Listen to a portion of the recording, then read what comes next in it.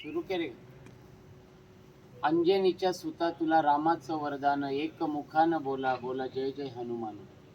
आज मुरबाड शहरामध्ये या मुरबाड नगरपंचायतीचे माजी नगराध्यक्ष, आमचे परम स्नेही तसेच शेळकेपाडा या प्रभाग क्रमांक 3चे धडाडीचे नगरसेवक रामभाऊ दुधाळे यांच्या माध्यमातून, त्याचप्रमाणे सर्व ग्रामस्थ, शास्त्रीनगर दुधाळेपाडा तरुण मित्र मंडळ, अनेक बजरंग बलीचे भक्त यांच्या माध्यमातून या पवित्र अशा जागेवर येत्या 1 मे 2024 रोजी रामभक्त असलेल्या हनुमंतरायाचं बजरंग बलीचं मंदिर साकारलं जात आहे.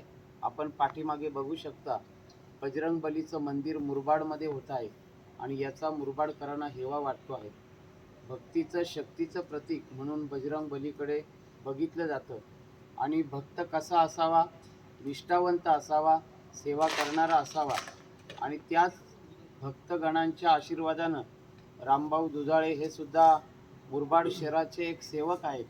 या नात्यानं मुरबाडकरांची ते सेवा करतात.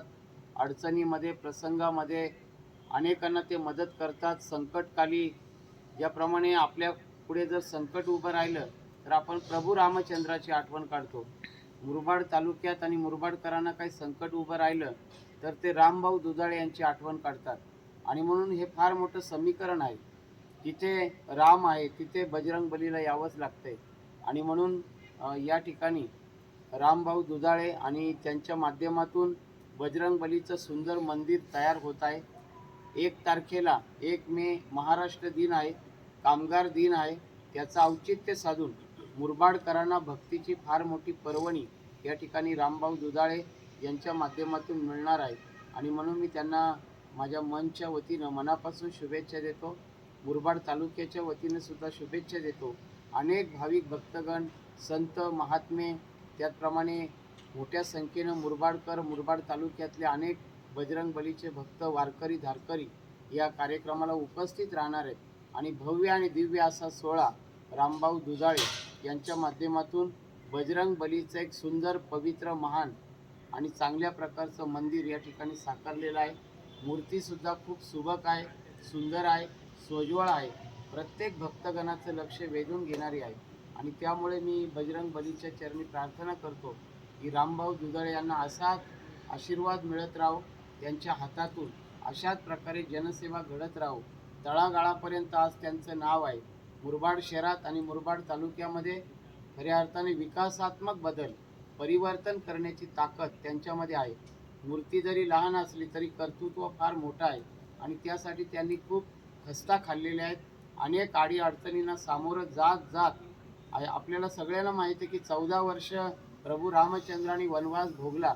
म्हणून खऱ्या अर्थाने आज रामायणाकडे बघितलं जातं. रामभाऊ दुधाळेंनी अगदी लहानपणापासून अनेक खस्ता खाल्ल्या, खूप आडी अडचणी आल्या. म्हणून आज रामभाऊ दुधाळे नावाचं एक व्यक्तिमत्व खऱ्या अर्थाने मुरबाड तालुक्यात तयार झालेलं आहे. आणि त्यामुळे मी माझ्या भरत दळवी युवा विकास मंच मुरबाड विधानसभा यांच्या माध्यमातून रामभाऊ दुधाळे यांच्या भक्तिमय कार्याला शुभेच्छा देतो. असं म्हणतात की रामायणामध्ये भरत आणि प्रभू रामचंद्र जर एकत्र आले तर तेव्हा एक धार्मिक इतिहास घडला होता, तो कोणी विसरू शकणार नाही. आणि आज योगायोग आहे की भरत दळवी आणि रामभाऊ दुधाळे जर एकत्र आले तर काही घडू शकतं, परिवर्तन होऊ शकतं, धार्मिक आणि पारमार्थिक. आणि त्यामुळे आपल्या या धार्मिक कार्याला मनापासून शुभेच्छा देतो.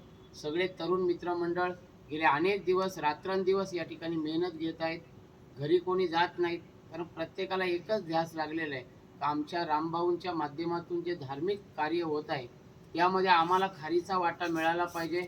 जसं सेतू बांधताना अगदी एका खारीचा सुद्धा तिथे वाटा होता, तसं या मुरबाड गडामध्ये, या रामगडामध्ये प्रत्येकाचा एक खारीचा वाटा असावा यासाठी प्रत्येकजण धडपडतोय, प्रयत्न करतोय.